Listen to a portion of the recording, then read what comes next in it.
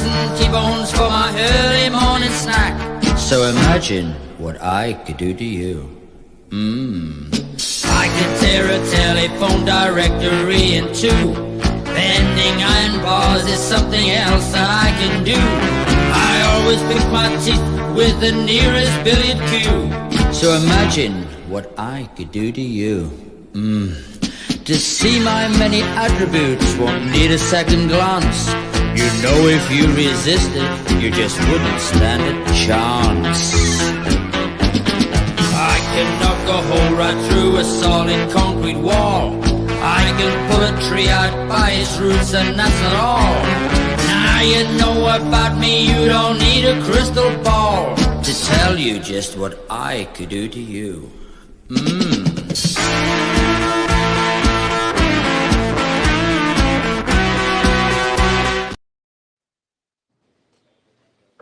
Hey, welcome, everybody. As you can tell, it's just me and Randy right now. Jeremy will join us shortly, but welcome to It's Still Real to Me.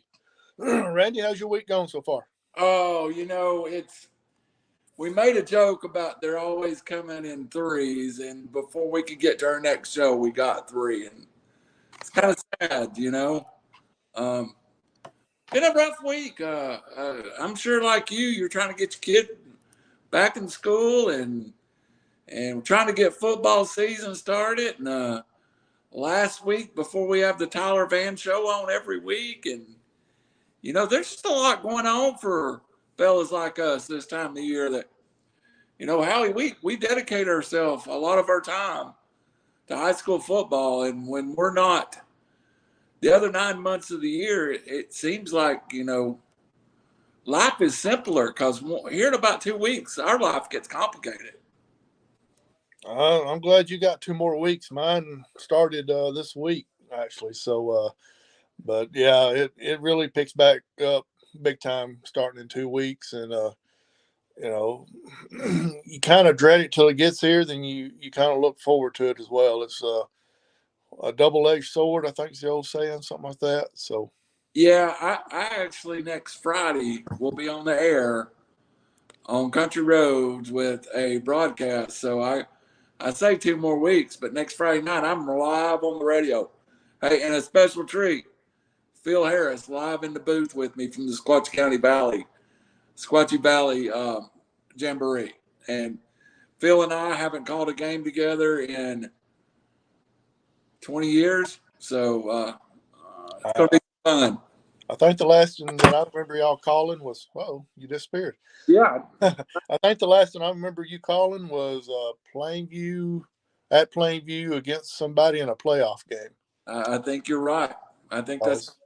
I made the trip up there and got in the press box with you and joined y'all at halftime for a few minutes and talk. So it was cold, is what I remember. Yeah, it was right around Thanksgiving. It was. Yeah. It was like the third round of the playoffs, I think. And he came up to a South Pittsburgh broadcast a few years ago, and I put him on the air, but I let him go. I had a brand new color man, and I wanted him to work with Phil, because I told him I want him to work with the best in the business, and I put him on the air with Phil, who I tell you, Phil's our friend, and I love him, but just honestly, I would put him against any of the SEC color men, any of the college color. He is play-by-play. Phil Harris is one of the best in the world. And that's going to be a week from Friday on the 11th. Yes, Whitwell. It is Howard, Whitwell, Sequatchie County, Bledsoe County, Grundy County, and Ray County, all at Dunlap. That's an old school jamboree game right there, where you got a lot of teams coming in, and if I had to guess, they're playing maybe a half each. Yeah, I think they're all playing a half. I think it's 6 quarters, because Dunlap or Sequatchie County and Bledsoe County, which are playing the first game of the year, starts the jamboree off by letting their JV play a scrimmage. So there's not a full JV game between Sequatchie County and Bledsoe County, so it's kind of neat to see some of the 9th graders and 10th graders and some of the older kids that don't play a lot will kick the jamboree off against Bledsoe County. That'd be like kicking a Bledsoe. I mean, that'd be like kicking a jamboree off in the Sand Mountain with Sylvania and Plainview. Right. So, Yeah, I love those days back.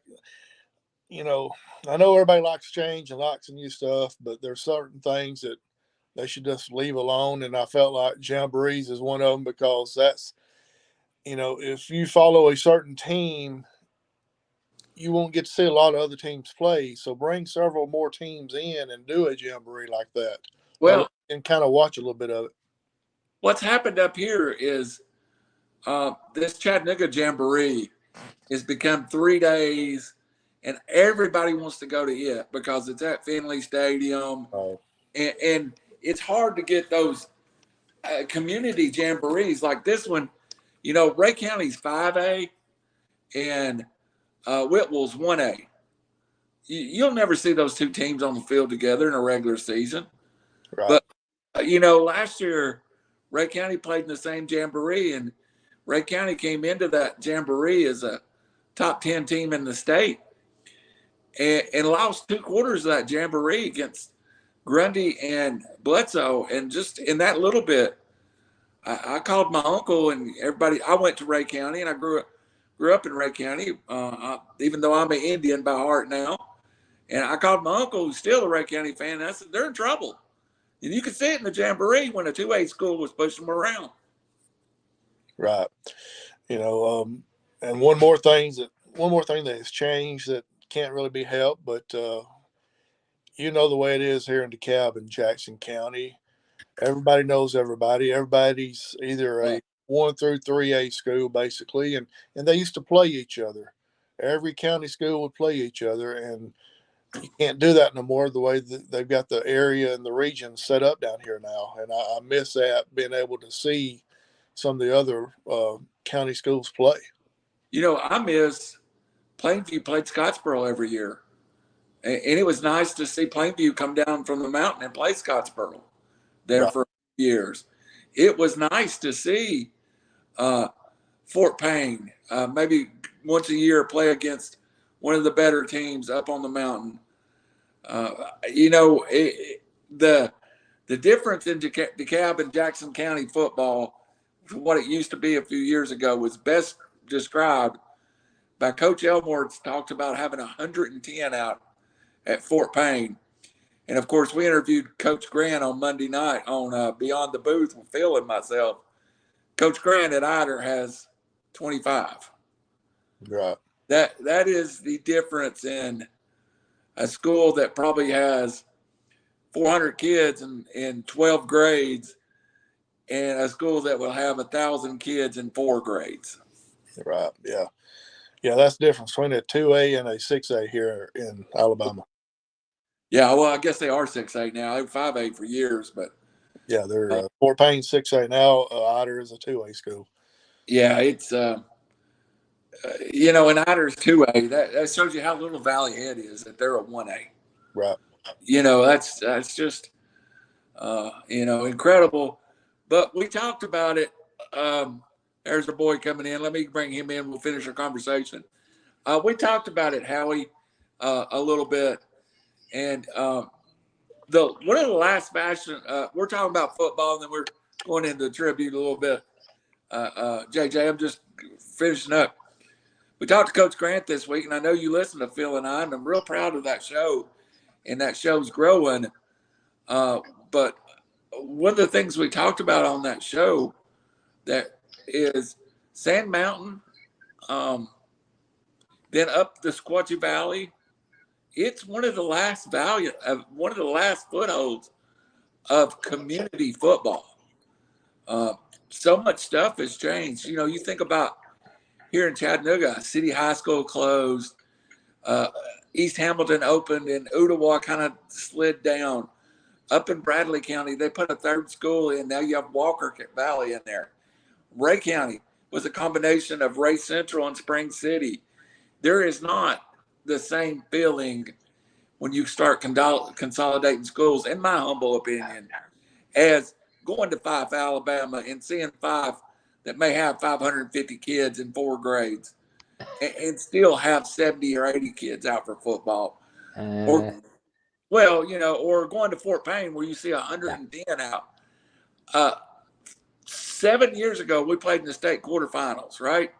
Sequatchie County, 3A. Alcoa, 3A.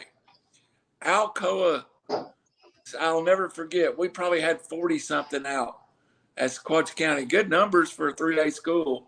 Alcoa got out, and they were putting double numbers on kids. And we were like, Coach, how many you got dressed out? He said, here's a roster. I think we're going to dress about 110 tonight. I'm like, you're a 3A school and you're going to dress 110? He goes, yes, sir. And their bus showed up with the band, and the band was three charter buses. And I was like, there's no way there's only 500 kids in the school. 400 of them's out here right now. So, yeah. Well, I think the criteria that we use to classify, I think there's flaws in it, obviously. A lot of it's going to depend on the participation. You take Crossville, for example, not far from Fife, Alabama, 6A school. But they don't have, I think they had like less than 15 kids that turned out for football this year. So they're not going to have a football team. Yeah. And that's so, why it's coming, Jeremy.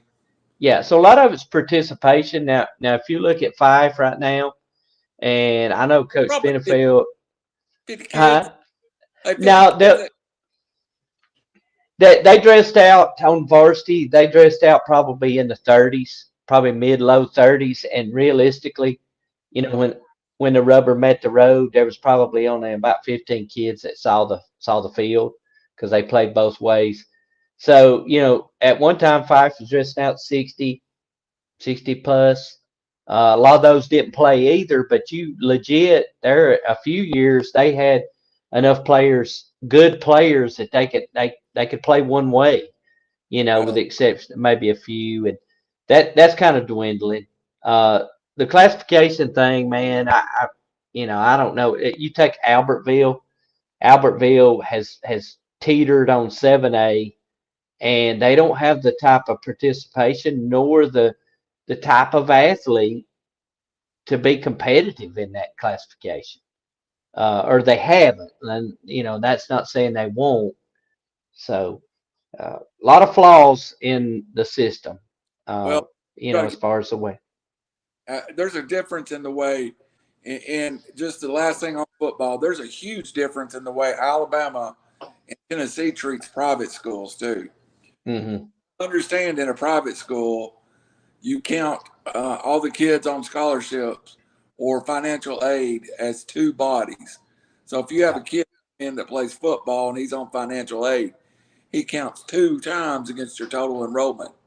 Yeah. See, they've went full. We don't care where they come from. You bring them, you play them, and they've broken away. They have their own. And people have criticized it, but Howie and Jeremy, Macaulay had a kid already committed to Tennessee. Yeah. Another been recruited to Kentucky or somewhere. Baylor this weekend, Mari Jefferson is going to pick between Alabama and Tennessee. There's probably 11 or 12 D1 recruits at both schools. Yeah. If that's what they want to play and they want to play that kind of football, let them play it. I certainly don't expect, like when I was in school, Jeremy, in Ray County, to have to be in the same as Macaulay, because Macaulay have 2 kids from Chattanooga on it anymore. Yeah. I tell you, one of the things I've always appreciated about Fife and I appreciate about Coach Benefield is he doesn't get caught up in a lot of the stuff, and they'll line up and play anybody, no excuses. I kind of think back, they beat several private schools. Talladega or Tuscaloosa Academy last year, which was a very good team. They beat those guys. They beat Montgomery Catholic in the finals, 2021 or 2020. And then our basketball team that my son played on beat two private schools in the semifinals, and then in the finals. By the way, that was Montgomery Catholic also, but they beat a very good Cottage Hill Christian team that was had lost one game to a 7A, a very good Fairhope team in 7A. So we get people belly aching about, oh, well, they get all the athletes, or you having to play those private schools, and you having to play recruits. And one thing I always loved about Fife, they just show up and play, and they'll play you no matter what in any sport. And they might not always come out on the winning end, but nobody makes excuses except for some of those ridiculous folks that every fan base has. Yeah. Nobody that matters makes an excuse about it. You show up and play. And there's a level where you can go to. Like Baylor now plays like Mouth of Oaks and up in Virginia, and they go down to Florida. There's a level that's not high school football anymore, and that's what they play. And more power to. And so it's. Go ahead. One more thing on that. So it's kind of sensitive when it comes to football. I know my son played basketball, and I was involved a lot, with the basketball team, as Howie knows. And if you want your kids to reach a higher plateau of competition and be able to compete at a higher level, you have to play better competition. You do. And some people don't want to lose, in which nobody wants to lose. All right, and you shouldn't want to lose if you compete. But the only way that you're going to get better is if you play great competition and you improve. And I know there's a kind of a fine line there with football, because if you're outmatched that much physically, you could start getting kids hurt and this, that, and the other. But to me, if I'm coaching any team, guess what? I want to play some good teams, because I want my kids to be exposed to good competition and know what it takes to really be a winner at a high level. So I don't know, man. Everybody wants to win. But sometimes a loss is not a bad thing if you learn something from it, and you realize seasons are long. There's a lot of football, a lot of basketball gets played. This show is a wrestling show, and it's basically one of those deals where a loss can get you over as well. Yeah. That's right. You might not go over, but you can get over for sure. That's exactly right. Absolutely. And the reason the football was brought up, because football is officially back tonight. Yeah. The game is on with the Jets and the Browns. Unbelievable. The starters is not actually playing, but hey, it's actually football. It's players that you hear about. So after all that being said, let's move on to Randy's got his Sylvania hat on. Last week we said we hope we didn't have to do one of these for quite some time. And like Randy said before Jeremy joined us, it seemed like it comes in threes when it comes to wrestlers and celebrities. And unfortunately, once again, we're going to do a tribute show here to probably, we say this a lot, but it more this time than any other time, to a man that changed the way professional wrestling is looked upon on Adrian Street. He's born December the 5th, 1940. He passed away July 24th, 2023.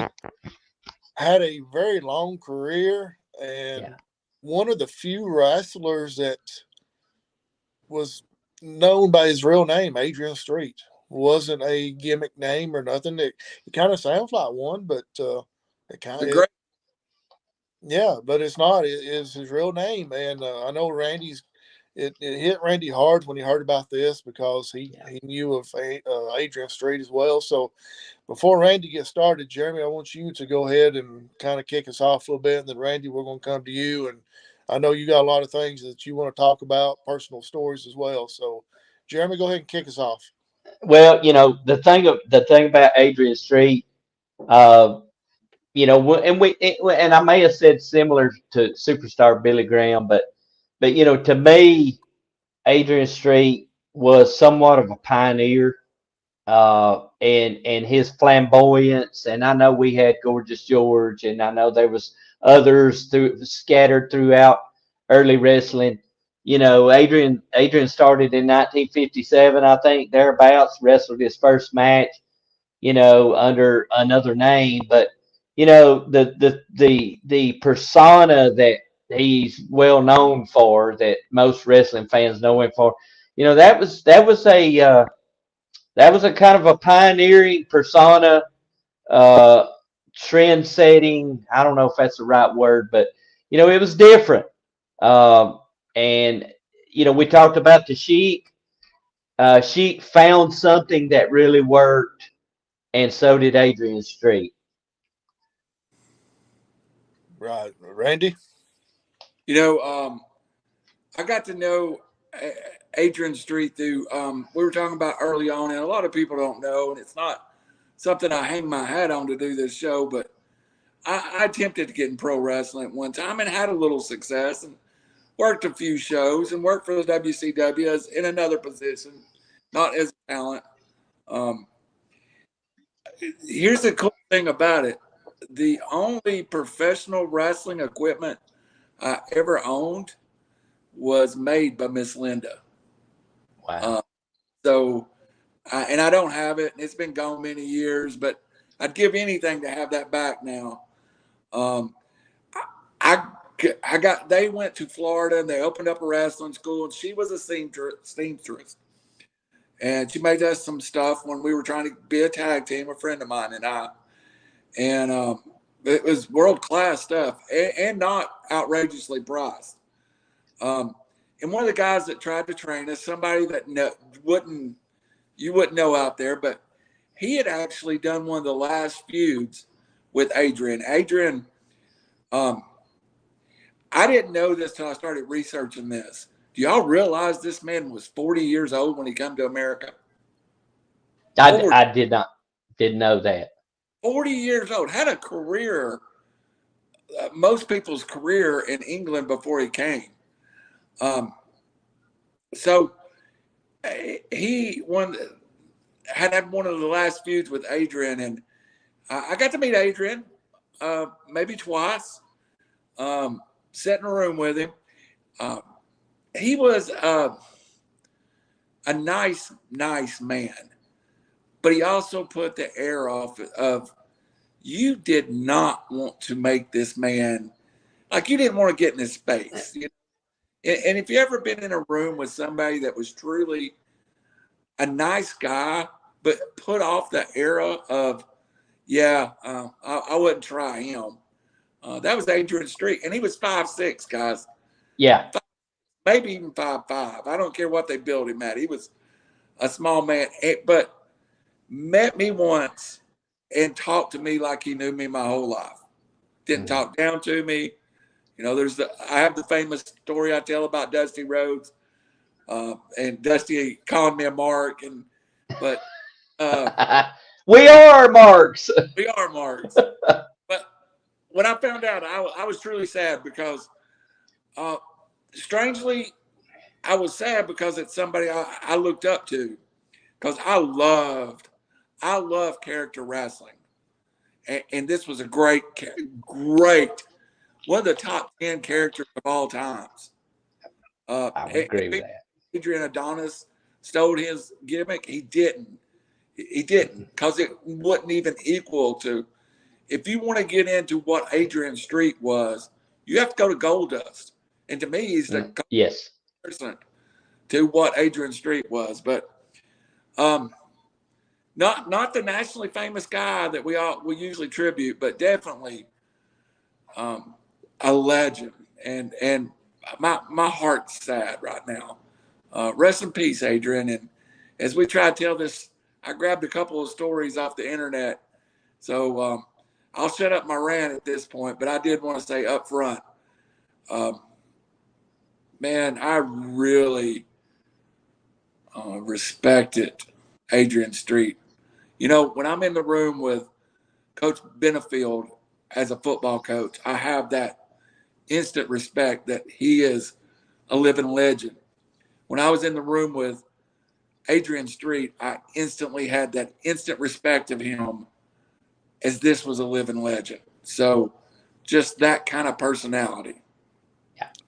Let's go back to a couple people that you named earlier. If it wasn't for Adrian Street doing what he did by the flamboyant face paint and coming out there in that character, we wouldn't have the likes of Adrian Adonis. We wouldn't have the likes of Gold Dust. We wouldn't have the likes of Stardust either.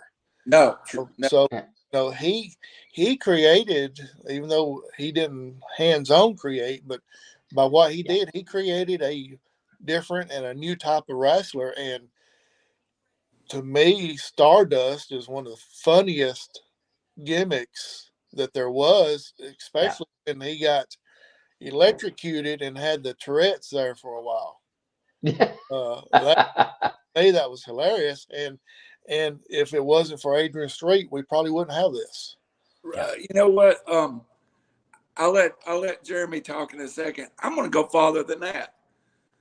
If it's not for Adrian Street, I don't know if we have the Heartbreak Kid, Shawn Michaels. I was just thinking that when you flash that picture. Yeah, I don't know if we have Prince Pretty in NXT. I don't know if we have Dolph Ziggler. You know, he was flamboyant, but he also was like one of his books. He's wrote 4. I think he makes a very good case that David Bowie ripped the Ziggy Stardust character off of him. I think he makes a real good, because he wasn't just a wrestling character. He was a national celebrity in England. Mm-hmm. So, and he makes the point that David Bowie sees him as the exotic Adrian Street, and then comes the birth of Ziggy Stardust, you know. So this is, I think, more than even wrestling, I think influenced pop culture. Howie, he ended up tagging with Boogie Woogie Jimmy Valiant at one time. Yes. I mean, there's all the pretty boy wrestlers, I think, got to tip their hat to Adrian Street at some point. Yeah. Yeah. I don't. Go ahead, Jeremy. I don't disagree with that at all. I think it. You know, again, he was a pioneer. If you think about the error. I can't even speak this evening.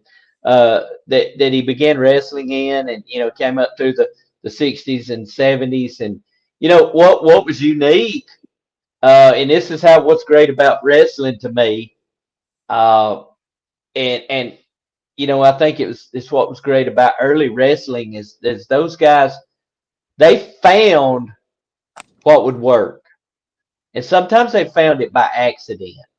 Because we've said this before, you know, you want to get a reaction, period. Whether it's boos or whether it's cheers, you want to get some kind of reaction. And, you know, for him, I think his first match, he wrestled as Tarzan, Kid Tarzan Jonathan, is what he wrestled at.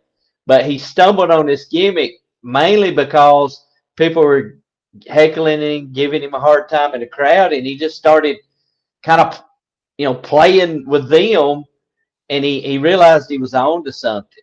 And then, you know, and like any good character, there's layers to it. It progresses. You know, Goldust, if we look at Goldust progressed from his initial debut as Goldust, you know, and so it just morphed into something that, to me, I one of the most unique wrestling characters that I know of, that I've ever seen. In the South, in the 80s, playing an androgynous, I can't even say that word. Androgynous. I could say that. Yeah. And all the way through his career, he never used the word gay. No. He never said he was or didn't was. I think everybody that watched him and had Miss Linda following him around for years just kind of assumed outside the ring that that was his wife or something. But they had a weird relationship too. Like, Yeah. do you realize they were together from 1969 to 2005? Before And they were married. Yeah. never married. Yeah. Yeah. So, Yeah. and he would step on her getting in the ring, like put her down for.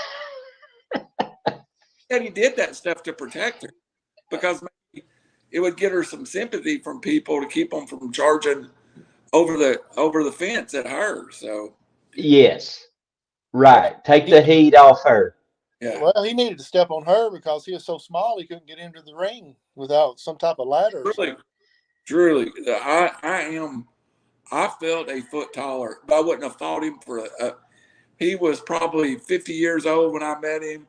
I was a foot taller, 100 pounds heavier, and I'd Yeah. rather walk in the street and find the first bobcat and take them on.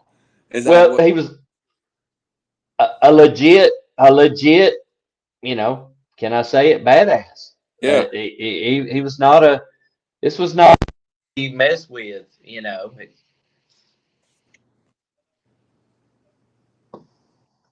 We still hear you. Yeah, so my headphones just went dead. I knew they were going to. Can you guys still hear me? Yeah. Yeah. So, you know, he was just legit. I mean, a legit shoot. He could fight, you know, and so what I thought was amazing to me, because I don't really ever feel like he looked that way, but they got him billed at like 235 pounds. At 5'5", 5'6", you So know, in one of his shoots, just to add, he says he's 5'7", 210. I probably more like it. He was. That's still a pretty solid guy. Yeah. 210 at 5'7", 5'6". Yeah. Being as bad as he is, nobody wanted to mess with him. Do you think that gave him even more courage to come out and do the things that he did, knowing that he could get away with it and nobody would bother him? So I'm only going to tell a few stories tonight to keep away from it. But this one is, if you haven't heard it, go listen to it. There was a famous British celebrity, and I'm going to compare him to he ran Tops of the Pops, Jimmy Savalls.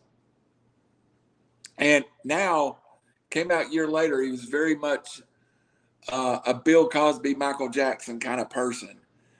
But Jimmy Savalls, who ran the most popular TV show in England, kind of mocked wrestling almost like in an Andy Kaufman way. And he made the mistake of getting in the ring with Adrian Street. And Adrian Street tells the whole backstory. But just to say it simple, there was a lot of guys that probably made this guy look good in England. Well, he pissed Adrian Street off, and he jerked him bald, scabbed him in, tore his hair out. He said, all I remember was I was watching hair fly. It looked like a cat being peeled, with hair flying everywhere. Beat him up, broke his back. Guy never set foot in a wrestling again. And Howie, I think you're 100% right. He talked about these, and if you don't know the history of British wrestling, it kind of,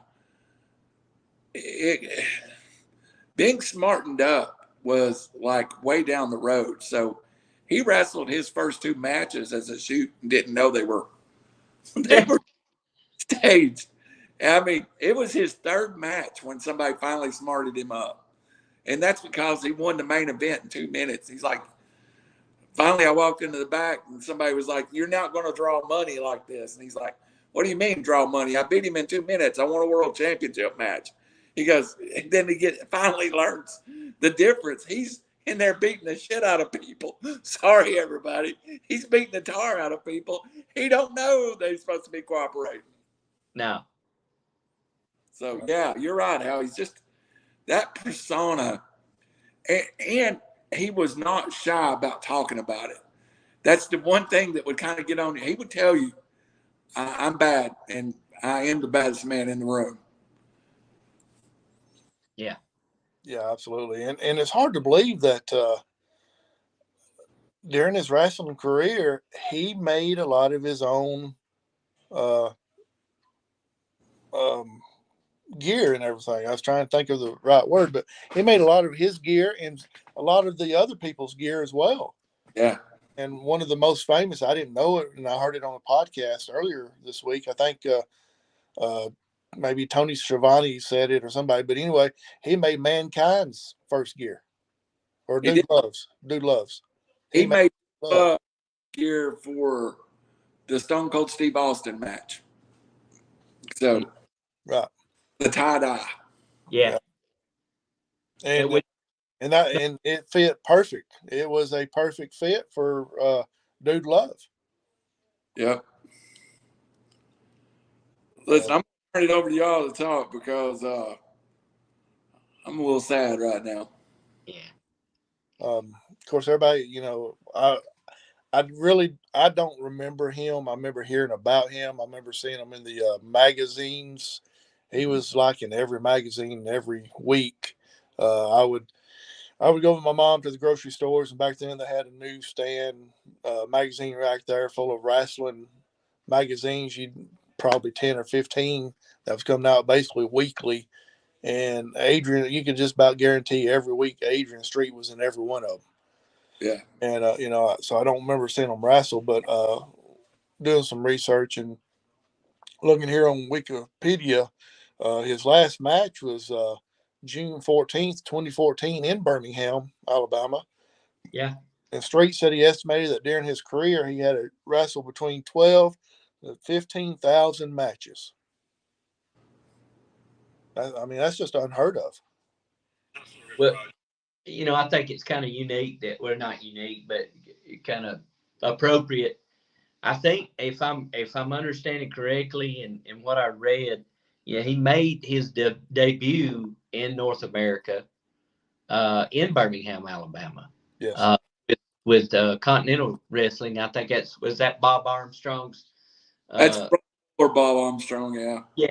So he made his debut in Birmingham, Alabama, and how appropriate that you wrestle your last match in Birmingham, Alabama. So, one of the things I guess that, we've talked about his character and the androgynous character there. And,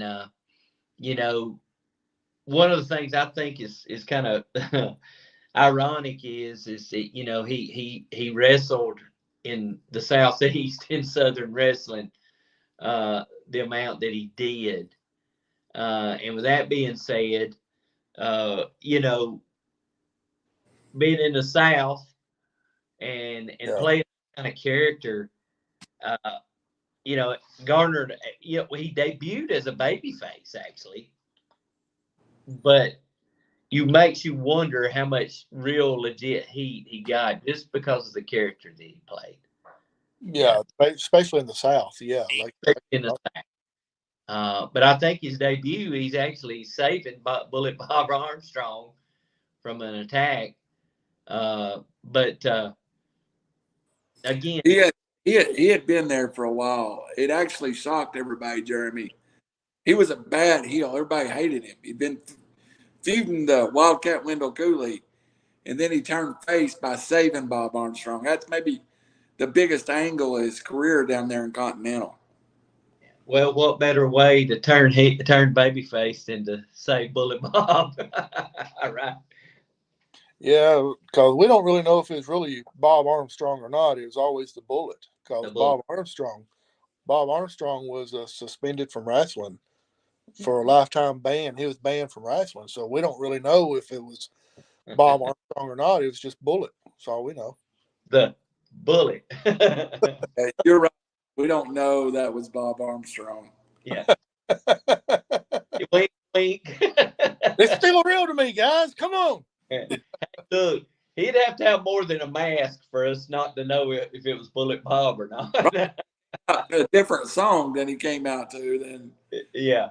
Yeah, absolutely. And like y'all said, it was in 2005 when he finally proposed to the Miss Linda, and they got married and everything. Been together all those years, and finally bit. Since we're talking about bullets, I guess he bit the bullet and married Miss Linda in 2005, and and stayed together until his death. Yeah. And Randall had the pleasure of getting to actually meet him. And I, of course, I've watched a few interviews and stuff. And Miss Linda seems like was such a kind, genuine person from what you can't tell that completely about a person just from a few minutes of an interview, but they seem like genuine people, from what I have been able to watch and stuff. So, Well, great trivia question. You just set it up. They was a start before Birmingham. oh, The Adrian Street and Miss Linda was a member of the first Jimmy Cornette family. And there's a big shoot about that in one of his interviews, just in Memphis for a couple, a little while. Went back later, but we love Cornette. When he said the name Cornette, I was like, Jimmy Cornette was his manager. But then I chased Cornette down, Jeremy, because he had an interview about Miss Linda, and he starts it out by talking about exactly what you just said, how she is the nicest, sweetest lady on the world, and you wouldn't want to fight her for love or money. And in one of his shoot interviews, the interviewer asked her, who is tougher, Jim Cornette or Miss Linda? And he was, that's Miss Linda. Said, by far, if someone come over the rail, we wanted her to get them instead of Jimmy Cornette. So she's a tough lady, but everybody talked about what. And you know what? And in the society today, we don't see this enough. I truly believe that woman loved that man. To follow him around from 1969 to the day he died, from ringside to ringside. Yeah. And whenever you see an interview, there's one on called WSI, and you can tell Adrian can't hear. And Miss Linda sits there intentionally and just interprets everything for him. So, yeah, I think you said it well. Jeremy, thank you for making the point. She made the act in a lot of ways. Yeah. Yeah. So, we've talked about with Adrian doing the stuff he did, giving us Adrian Adonis and Stardust and all this stuff. But also, they could be considered the very first Macho Man, Miss Elizabeth type couple. Yeah. Yeah.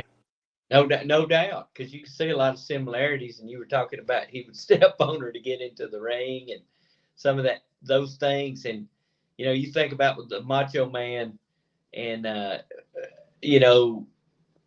it made people fall in love with Elizabeth because there was sympathy there. There was, it turned the heat up on the main character, but it also elevated the valet because of, they wanted to see better for her.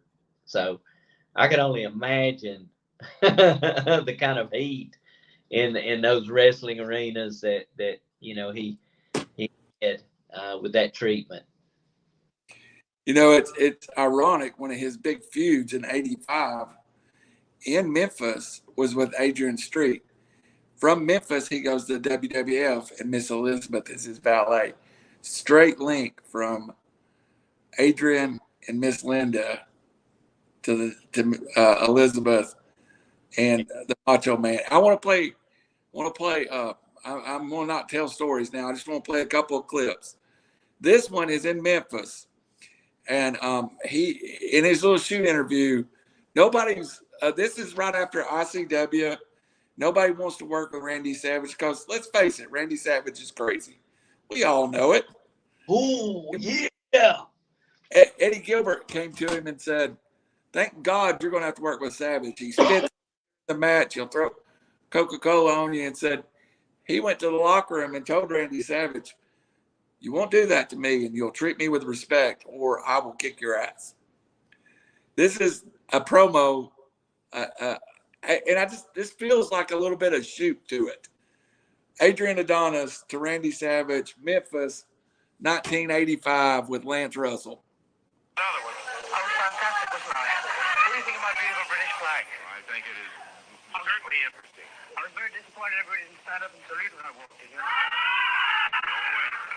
I mean, you understand these people are ex-colonials, you know? They still have respect for the people who sort of put them where they are now. Yes. Saved them from the French, you understand, and then they sort of kind of turn around on us, but you know, we forget about that. As long as they still pay their tax. On the tea they owe us from Boston Tea Party. But never mind about that. Please. I am more interested in this macho man, Randy Savage. Oh, yeah. Well, if he is the epitome of American manhood, well, everything I said in the first place just goes to show. I mean, if he represents America, as far as manhood is concerned, I've got more manhood in my little finger than Randy Savage has got in his whole body. Well, you're going to find out why they call him Macho Man. He's pure athlete, and when you meet him... So put? Pure athlete, yes, I've seen him. He's got one of those weeder bodies. Yeah. One of those weeder type bodies. I train with Richard Simmons myself, and I will show him the brains are far more. So Joe Wiedemer, athlete, he flexes up and he goes, I prefer Richard Simmons. Yeah, it's perfect. Good. But I mean, he still spoke with that thick Welsh accent, you know? Yeah. So, and Colin Randy Savage just said, if you're an example of American athlete, then I've got more athletic ability in my little finger. Yeah. Fantastic promo. Yeah, you got one that was crazy and you got one that acted crazy. Yes, no doubt. So you got one more promo you fix and pull up and play for us, Randy? Yeah, I'm gonna. It's Well, while you're pulling up, in a roundabout way, Adrian Street created a lot of wrestling in the 80s that he didn't really do it, but by the way he did stuff, he did create a lot of that stuff. Like we've already said, the Stardust, Adrian Adonis, some of these other guys that dresses up with this crazy face stuff. And then with the Macho Man and Miss Elizabeth kind of following suit with Adrian Street and Miss Linda. And he kind of paved the way for smaller, height-wise wrestlers to be able to come in and do some of the stuff that they did. yes, and he talks about that in one of the shoot interviews about. They said he couldn't make it in America because he was 5'6", and said when he came over here, he had to prove he was big and tough. He said when the guys gave him big guy, that they regretted it when they got him out in the ring. And like I say, if it wasn't for him, we wouldn't have people like Rey Mysterio Jr. right now and some of these other smaller guys, because it was back then you had to. Well, you didn't have to be, but it was better if you was close to 6 foot and 240 and 50 pounds. And then here comes this 5'6", 5'5", 5'6", 210 guy that could whoop any of the giants in the wrestling ring back in those days. Yeah. Guys, you also got guys, in that somewhat in that same era, Superstar Bill Dundee, probably somewhat equal in size. Tag team or friends. Say again, sir. That he tagged with Bill Dundee at one point. Did. And you got Dr. Tom Pritchard, by the way, worked with him some also. But and I guess it was a necessity for him, kind of piggybacking off what Howie said. It was a necessity for him to be that way, to be tough and because he did. That size, you don't you come across timid or not aggressive or not tough, and you're done. And so he legit was. So I don't think he had to pretend. But for anybody else, that you're gonna have to rise to the occasion in that era to accomplish anything. 100%. I got this other interview pulled up. Ironically, it's with the superstar Bill Dundee. Superstar. Talk to him a little bit about some of the action. A little better which has sound on occurred, this maybe one. some action that is coming up, perhaps involving downtown Bruno, for instance. Downtown Bruno, I believe he's had a haircut. And as far as Goofy and the Geek are concerned, I've got a message for them right now.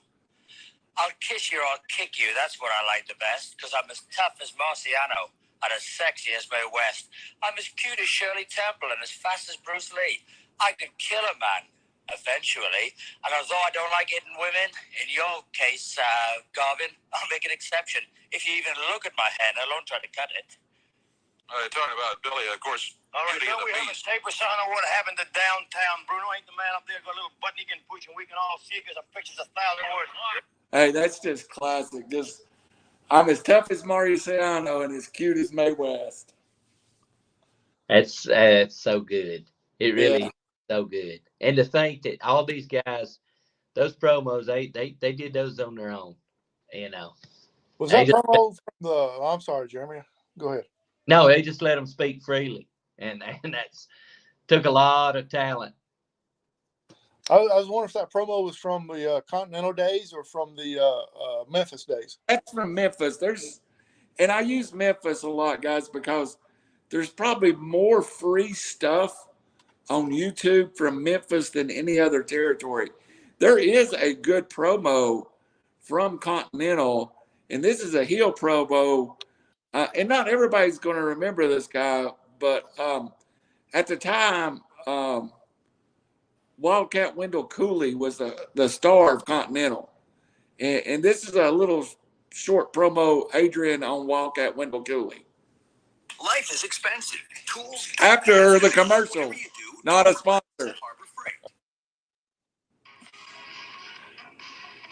That mess, here we go. And the bullet here at the set at the same time. I've talked to both of them ahead of time. They have assured me there will be no problem. Somebody we were expecting. Talk to the exotic Adrian Street. By the way, it's nice to have Len McAllister of Ringside Publications, here with us on this hour. And your title goes on the line. Yes, against the cowboy, the wildcat. Can you just imagine? You know, those ones, I've watched them do those rodeos. I mean, what is that, a competition just to show how badly people can ride? I mean, you'd never see a British person doing that. You know, when we have the fox hunt, you don't see them falling all over the place and sort of sledding off cows and all that sort of thing. But then, I suppose being kicked in the head so many times with their bad riding and all. Wildcat Cooley, the cowboy, the Yellow Rose of Texas. I just call him the Yellow Texan, you understand?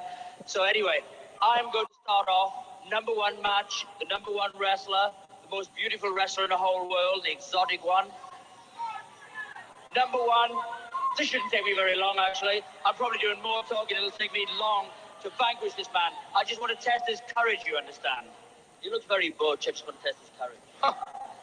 Indeed. And so He looks at Gordon Soley and he goes, "You look very bored," and walks off set. Gosh, that's so good. I couldn't help but think about the previous promo. We got to hear Lance Russell and then Gordon Soley on both of these. I might have had these promos saved for another reason that we'll get next week. Yeah. I was thinking that's what I was thinking. I was like, these two guys will definitely be on the list.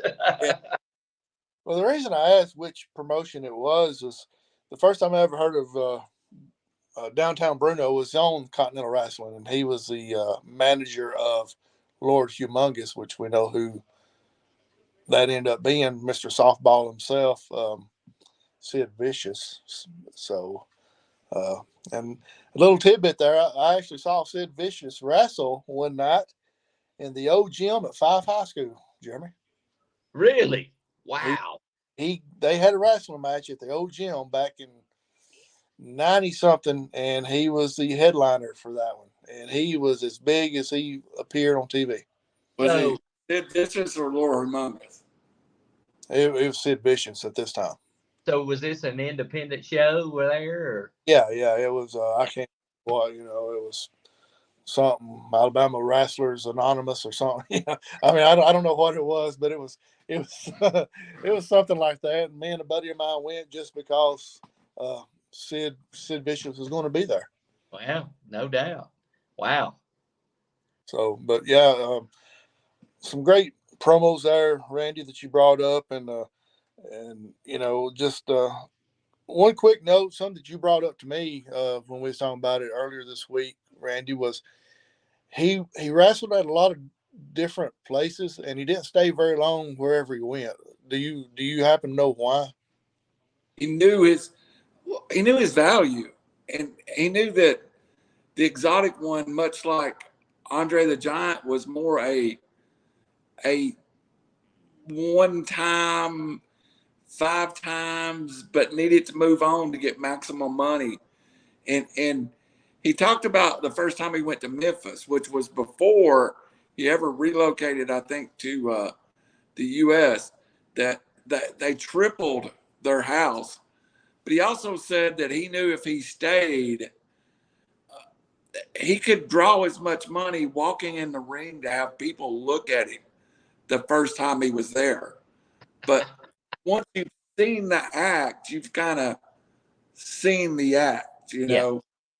And he was like, and he always, and something he learned early in his career in England, he was always looking for the most money. And he talks openly more than most wrestlers of that era does about, I would play promoters against promoters to get more money. I would go to this promoter and say, I'm getting this much money. And I'd stay for 5 months and I'd book up the Coliseum. Then I would go to this promoter and say, I'm getting this much money for this promoter, and this Coliseum was booked out. He did it so much around England that the promoters got together and realized they were overplaying Adrian Street. So when he come to the U.S., he did the same thing. Yeah. He was in Memphis. He was in Continental. He was in Mid-Atlantic. He was in Florida. He was in Mid-South. Guys, 9 years. Yeah. He wrestled in the U.S. 9 years, full time. And he done all those territories. And like he talked about, he did Memphis for 2 major stops. Continental was probably his longest stop because that was about a year, And I really, and he's done well in life. He's invested, he's bought houses and apartments, and that seemed to be. And he's one of those guys that they sold stuff for wrestling gears. Dutch Mantell made the point. No, it was Rip Rogers. Said if you brought $10 to the Coliseum, the first person to set up the booth was going to be Adrian Street. And he was going to get that $10 before the other guys even got there to try to get it. So he was very money conscious. But then again, you saw him and Miss Linda kind of living a full retiree's life and enjoying the spoils of life, So I think he was more of a money man than a lot of people were back then. Well, and not only that, you mentioned he bought real estate and things of that nature, but he was multi-talented, had a couple of bands, actually had a couple of albums, had a wrestling school. Do to you. Can you imagine what I could do to you? Yeah. So, he was in a couple of movies. I didn't know that, but he was actually in a couple of movies. I think, Quest for Fire, 1981. Mm-hmm. I actually kind of got this listed right here. He was in Grunt, the wrestling movie, 1985, which I never heard of, but maybe want to watch that. Written in the 70s. He was in the Canterbury Tales. Okay. Yeah. He talked about in his shoot interview that they wanted him in this movie, and he was wrestling as the nature boy, Adrian Street. But when they wanted him in the movie, they wanted him to be more exotic. And doing that movie really moved him into wearing makeup to the ring, and kind of moved him from the Gorgeous George, Buddy Rogers kind of wrestler to the exotic Adrian Street. He talked about that movie being a big part of him becoming Adrian Street, exotic Adrian Street. What a talented dude. Yeah, and we'd be remiss if we didn't talk. He did this last story. I swear I want to share another one, but in that shoot interview, which is going to be linked on RiverCity-Media, it's 2 hours long. If you love Adrian Street, go watch it. I've read 2 of the 4 books he's wrote. He's wrote 4 books about his life. He becomes a wrestler at 15 years old, basically because his dad's not a very good father. And his dad, basically everything Adrian wanted to do, his dad criticizes him. One of the album covers that he had in an independent band is a picture of his dad looking at him dressed as the Adrian Street character. And it became this thing where during this shoot interview, and he's 70 years old, they ask him about his life, and he spends the first 20 minutes of 2 hours talking about his life, talking about how he was going to prove his father wrong. We're all fathers here. Mm-hmm. I know if I heard my daughter say what he said about his father, it'd crush my heart. But back in the era, too many men grew up with those kind of dads that were like, they put him in a coal mine at 15 years old and said, "That's your life. Mm-hmm. That's your life. Go to the coal mine and work when you're 15 years old." And he said he just kind of left home at 16 to be a wrestler and never looked back. And he said, my only goal at 16 years old was to basically shove this up my dad's butt and prove to him that I can do it. So, yeah. Shout out to you, sir. Yeah. No doubt. It makes you wonder. And I know it's, sometimes tough times can be avoided and, but it makes you wonder if he'd had a different dad, would he have had the same career though? Because that fueled him to do all the things that he did. So, but it does crush your heart to know that, he spent that much of his life trying to, prove his dad wrong or show him. Kind of reminds you of a modern day Rock to a certain extent. Mm-hmm. Good point. Mm-hmm. Going out, doing your own thing, being in movies, being on top of the world of wrestling for a while. See what is texting. I can't see it right someone that can speak and do promos, and we heard several tonight that was just off the wall great.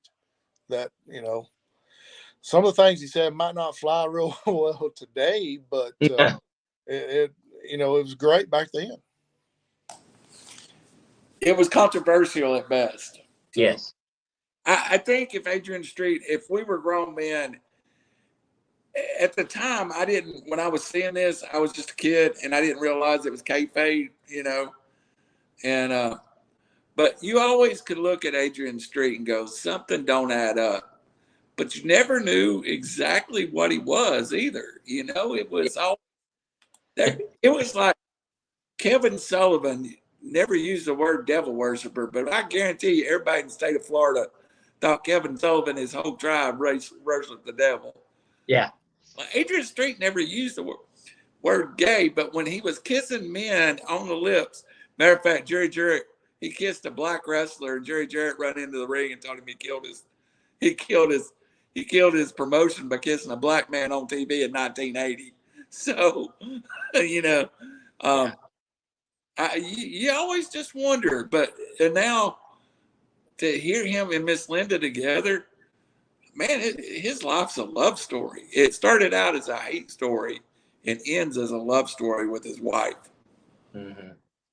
I heard somebody this week talking about him saying that he knew that he wasn't gay and he knew that him and Miss Linda were together, but he said he pulled it off so well that it still made him wonder if he was or wasn't by the way that he would blow kisses and wink at everybody. Yes, it did. My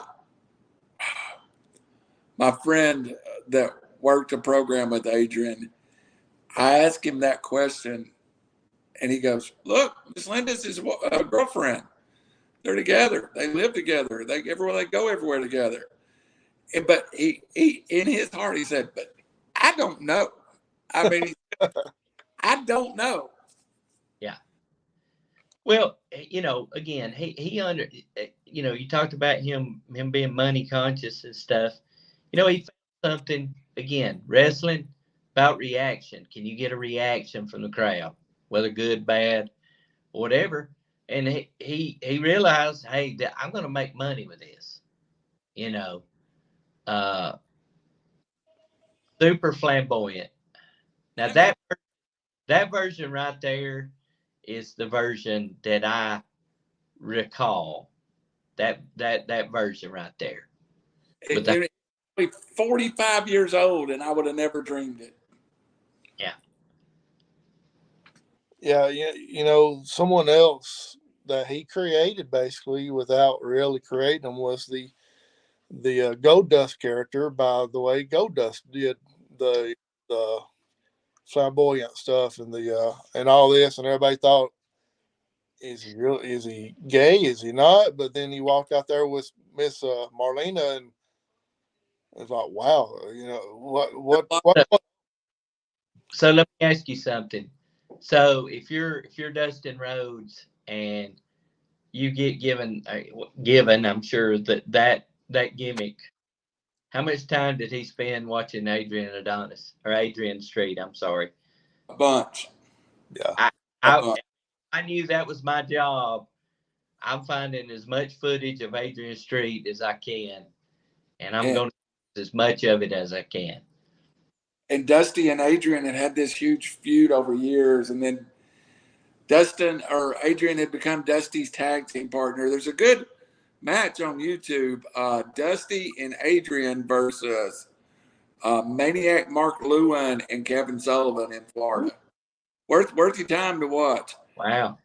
I know Jeremy fell in love with his I Broke Wahoo, Rock Wahoo's Legs t-shirt, but I have found an Adrian Street t-shirt that's on its way to me that I'll have in 3 or 4 weeks. I'll be looking one of those up. It's that Adrian Street. So,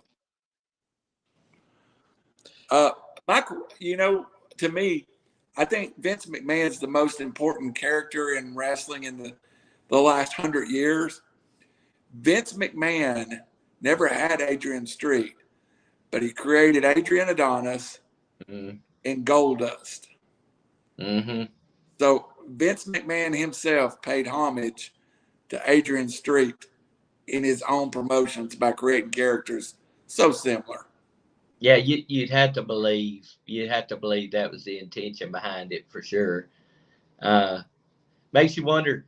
It makes you wonder, and we all have heard and read, and anybody that does listens to anything wrestling related, that Vince at one point, he didn't like small guys, wanted the giants. You hear Chris Jericho talking about putting lifts in his shoes the first time he met Vince McMahon, because he wanted to look taller. It makes you wonder, do you think he ever reached out? Do you ever think he had an intention to sign Adrian Street? I don't think so. I think he wanted to create Adrian Street and other people. Yeah. Well, and that's been his MO throughout. It seems like he takes, people who are very popular and and have their own gimmick, and then when they come to him, he wants to spin it in a way that he could take credit for it. Now, I will say, Cody Rhodes, this version, he's not messed with Cody Rhodes. It works. It works great. If he'd try to, I think if you tried to make this version of Cody Rhodes something else, it would have never worked. No, never. No, but a couple of things I want to do, as we've talked about Adrian Street, is I've watched a couple of documentaries at least one really good one on Adrian Street, but it makes me want to dig a little further into it. More time than I spent, before we had this podcast. We had a little bit short notice, Yeah. When it happened. But what I love characters, and he's one of them. He's one of those that I remember. I didn't watch him a lot, but when you said Adrian Street, I know who. I remember exactly who that man was. I say this every week, every character we do, but I really mean this after reading I reread about 3 chapters of the book. I've got it here. Jeremy, next time we see you, I'll pass it on.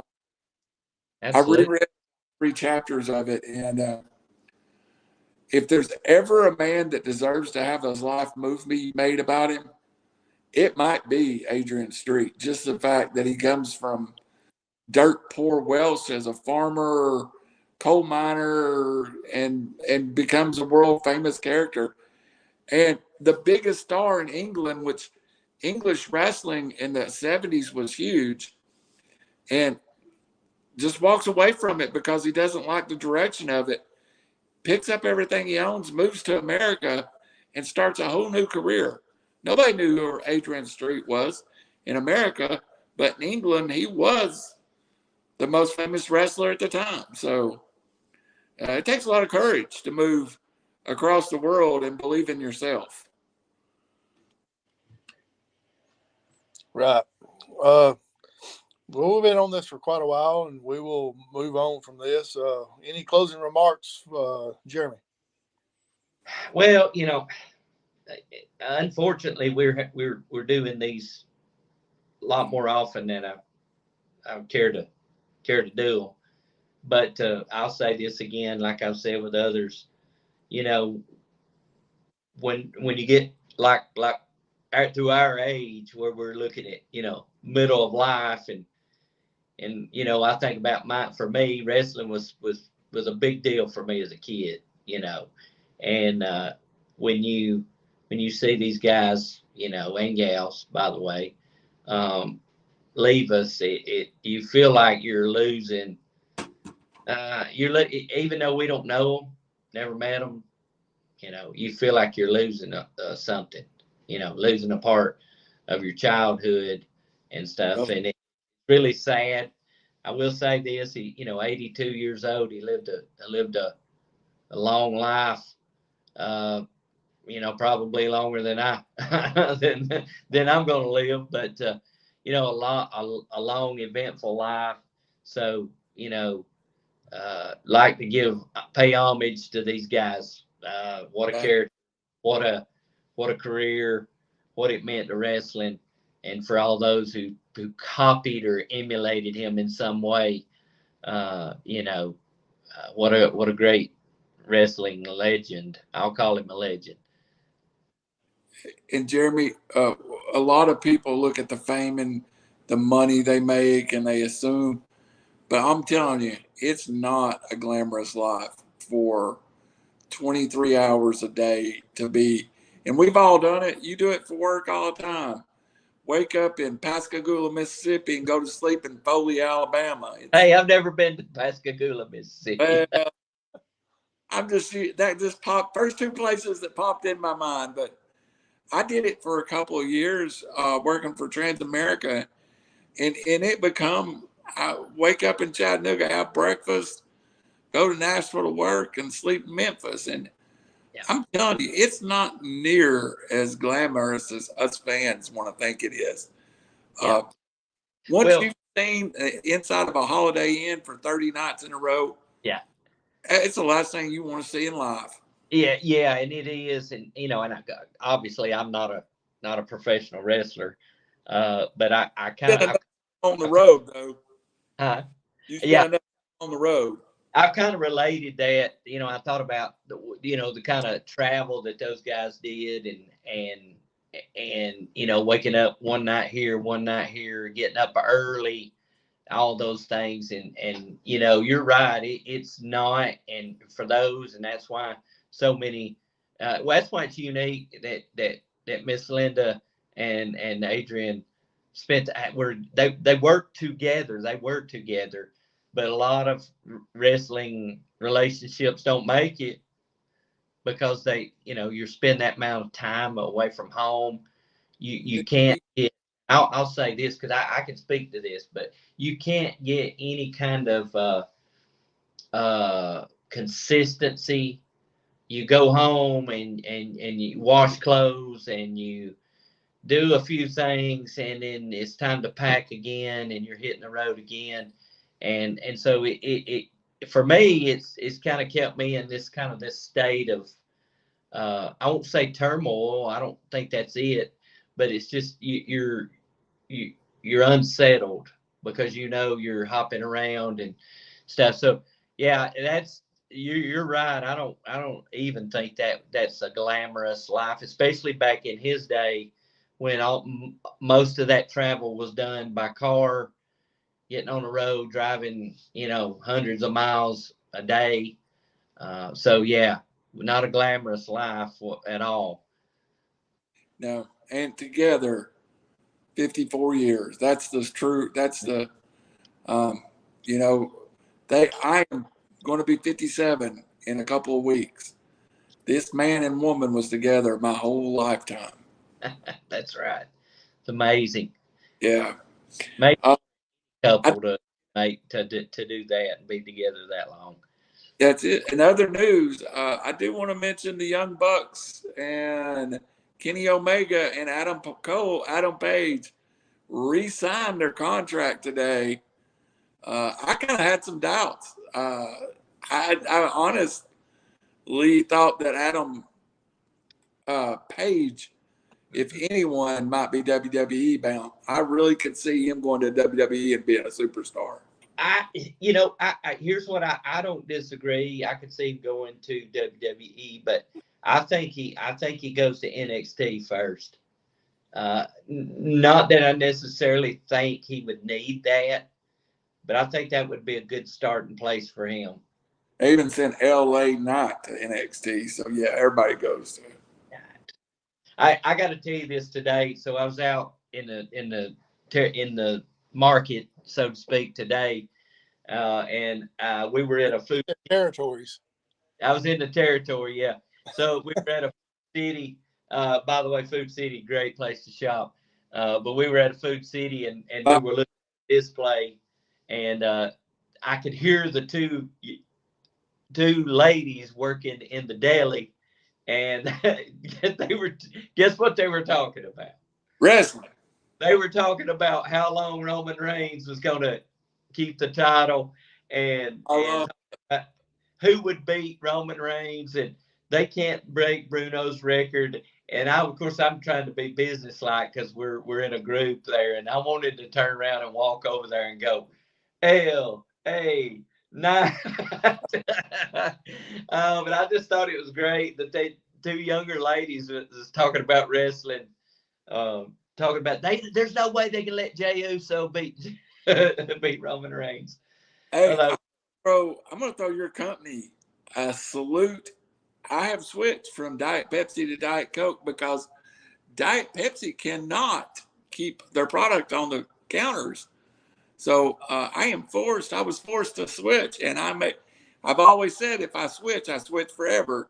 So I went into the Dollar General store 3 weeks in a row to buy my Diet Pepsi, and they did not have it. So as of today, Randall Cunningham has a case of Diet Pepsi sitting in his floor. And if you know Randall Cunningham, or Diet Coke, if you know Randall Cunningham, for the last 20 years, I've drank Diet Pepsi.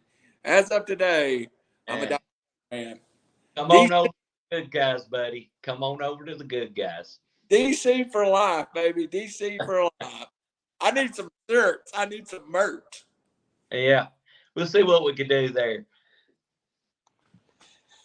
What are we doing next week, boss? Hey, who knows? Unfortunately, I hate to say it, but somebody else may die between now and then.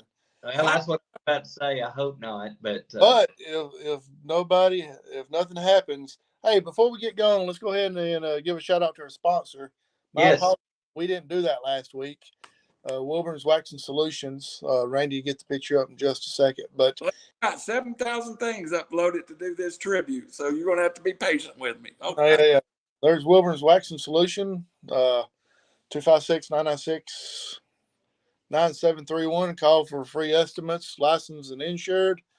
I know some of his help will be going back to the school tomorrow, so he might not be as quick getting to it as he was, but he'll still get to it and do a great job as well. Thank him for sponsoring this show. And as we found out last week, that does not include Brazilian.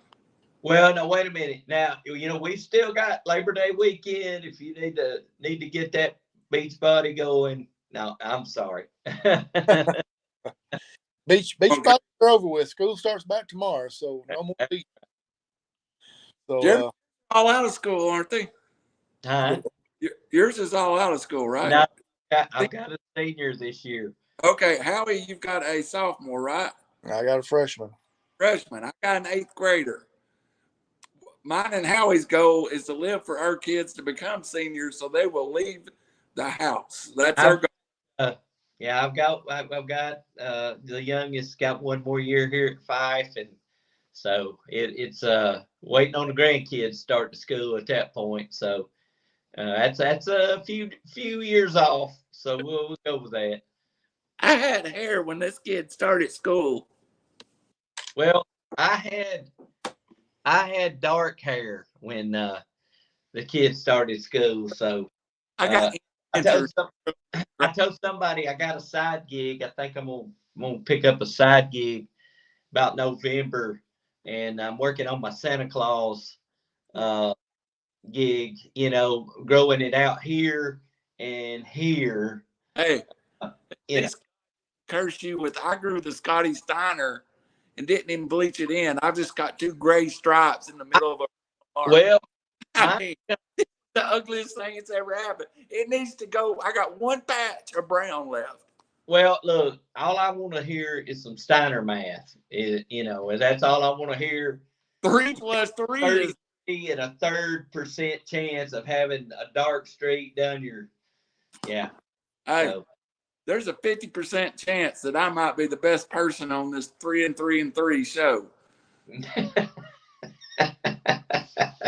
While we're promoting stuff and everything, Tuesday, August 15th, go to Chick-fil-A. Say you're there for Savannah Band. They're doing a spirit night that night, and portions of the sales will go to Savannah Band. So go out and help them out if you're in the Fort Payne area.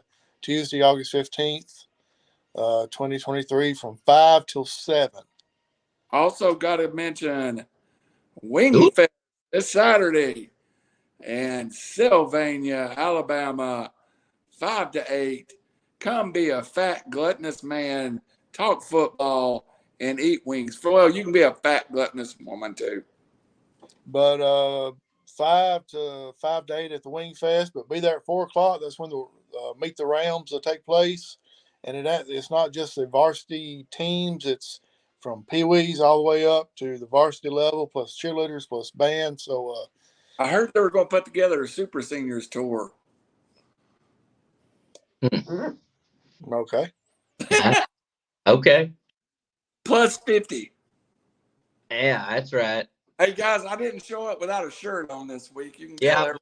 We're really grateful for that, too. So I did show up without a wrestling shirt, and I apologize. I had to blow in here really fast. So for those of you that, waiting on the wrestling shirt, I apologize. So you didn't know whose leg. Hey, so, I found a shirt I'm going to get, and it's not a t-shirt, but it's a Roosevelt's polo, and it's the Macho Man. I don't know if you guys have ever seen any of the Roosevelt shirts, but it's a polo, and the Macho Man coming off with the elbow all over it. I'm going to get one of those to wear to work, and just see if anybody notices, because they're great shirts and they're low key. So yeah, so I may show up wearing one of those at some point. Hey, off of eBay, I bought a Cutter and Buck shirt today. Hey, it's like $100 pullover, $30 on eBay, never worn. Black, Tennessee. I'll have it on next week. No, we'll be all right without that. Quick story. Me and Jeremy takes off up to Nashville to watch Ric Flair's last match, and we get there real early. We're standing in line, and we keep ourselves entertained by watching all the T-shirts go by because you saw tons of different T-shirts, and Jeremy's like, "I've got that one. I got that one. I want that one. I've got that one. I want."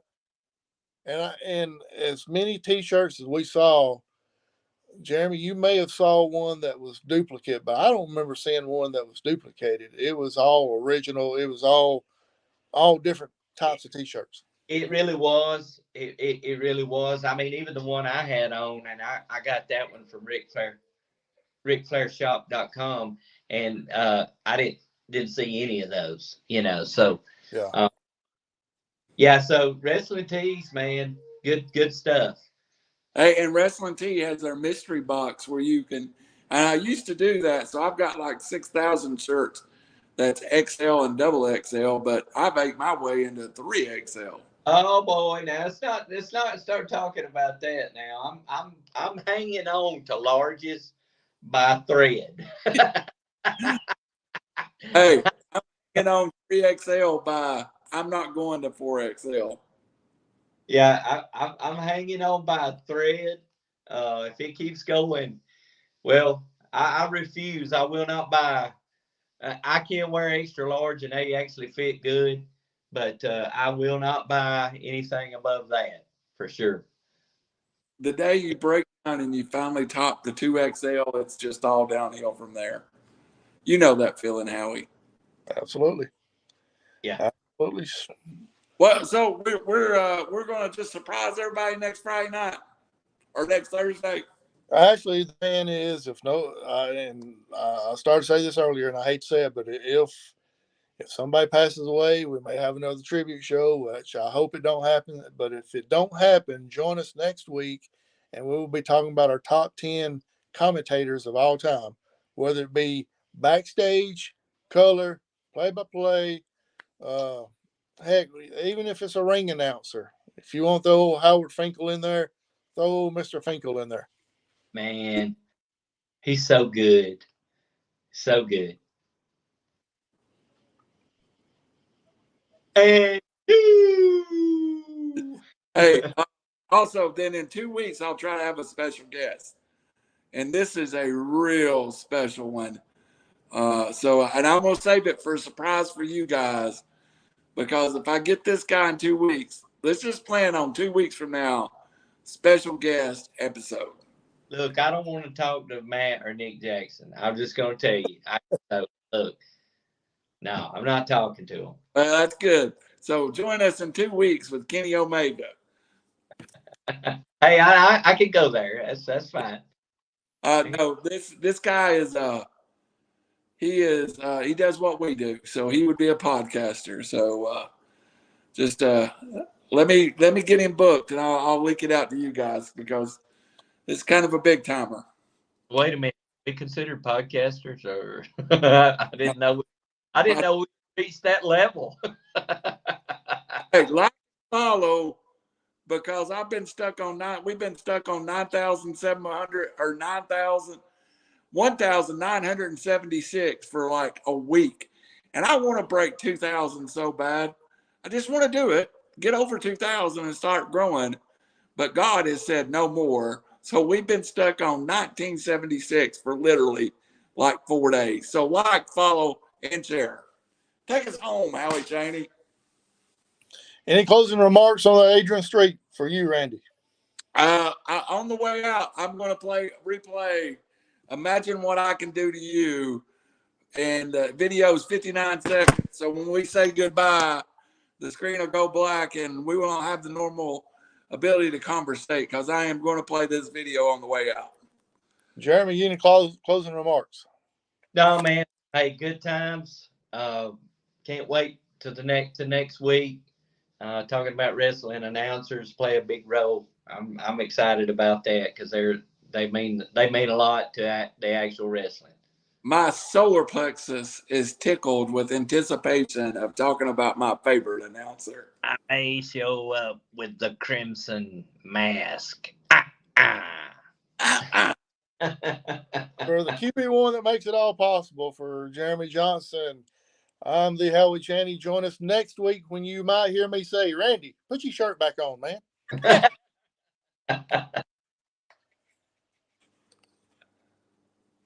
A dozen T-bones for my early morning snack. So imagine what I could do to you. I could tear a telephone directory in two. Bending iron bars is something else that I can do. I always pick my teeth with the nearest billiard cue.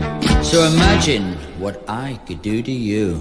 To see my many attributes won't need a second glance. You know if you resisted, you just wouldn't stand a chance. I can knock a hole right through a solid concrete wall. I can pull a tree out by its roots and that's not all. Now you know about me, you don't need a crystal ball to tell you just what I could do to you.